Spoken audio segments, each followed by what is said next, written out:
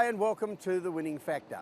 I'm Alan Aitken, and on this show each week we take a look at some upcoming races in Hong Kong and try to sort out the key ingredient of the race that we might look back on later as having been the path to finding the winner. Well, the first race we're going to look at this Sunday at Sha Tin is race 4, a winning factor here, the map. Now this is a class 4 dirt mile, and there are 3 horses that really stand out as chances for me here. Clear Choice is returning to class 4. Best Alliance for the informed Douglas Whiteyard going well. And this one's for you, who gets a significant jockey change this time to Joel Moreira. But of them, the horse that I'm most interested in is Best Alliance, who has had 2 runs now down in class 4, and either time you could say he hasn't had the best of luck from either the draw or the tempo, and that's what we're going to take a look at now. Those 2 runs since he dropped into class 4. First of all, we're going to go back to race 223. And from gate 11 here for Lyle Hewitson, he's gone back in the field to try and get in, not cover ground. And there weren't many options. In the straight, it was in fairly tight room as he made his finish up the fence. But more importantly, have a look at the heat map and you'll see the fastest part of the race was from the 800 to the 400 and then still an above average pace over the final 400 metres. Not the kind of race shape you want as a horse coming from the rear and finishing on. Then 2 weeks later in race 258, Hewitson was again aboard and dealt a horrible hand with gate 12, and once again he went back to the rear to the inside to save ground. And again, you see on the heat map, this was a race where the really fast part of the race was when Matthew Chadwick set Lightning Steed alight from the 600 metres or thereabouts and decided the race at the front end, sprinted well clear, not much help to those out the back, and not a lot that Hewitson could have done about it, even if he wanted to.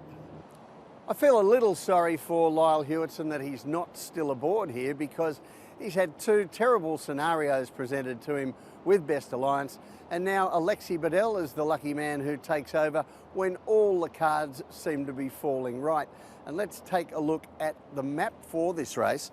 And you'll see here, not only does he have a better draw, that means he shouldn't have to surrender and be back so far, but there are also multiple potential leaders here, meaning that the faster sectionals are probably going to be run early in the race rather than later and soften up the front horses for those finishing on.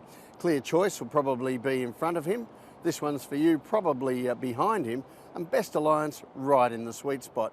So the tip in race 4, Best Alliance. His winning factor, the map. It's the special combination here of the better draw and a better tempo that really suits this horse, and I think it's going to be the winning edge for him. The other race we want to take a look at on Sunday at Sha Tin is race 6, and here the winning factor is the upside. Well, we take a look at the field here, and I think there are realistic chances for horses like Bright Kid and Fantastic Show, but we've seen quite a bit of them already, and the same is true of most of these runners. They've been well explored. Where I'm focusing is on the ones whose futures are all still ahead of them yet, Mighty Giant and Gala Knight. Firstly, Gala Knight. He's a 3-year-old from the John Moore stable, and he took a couple of runs as a Griffin and a couple this season for the penny to drop, but his 4th run, his latest, was his best, and he now starts to look like a winning possibility in his races. We're going to take a look at that race. He's in the yellow and black colours, and this is on December 1, a race set aside for 3-year-olds, when he found a good trail in the 1-1, and you'll see had the right run, kept trying after every chance, and finishes 3rd here to Sky Darcy. But I want you to take a look at the heat map down below. Nothing spectacular at any stage of this race, all grey across the sections, which means that we're looking at average tempo throughout the race. Meanwhile, Mighty Giant, who's a 4-year-old, he was very wide at his debut run and really never a player. But for his 2nd start, which we're going to look at in a moment, Ricky Yu put blinkers on the big horse and got a much better response. Now this is in race 250.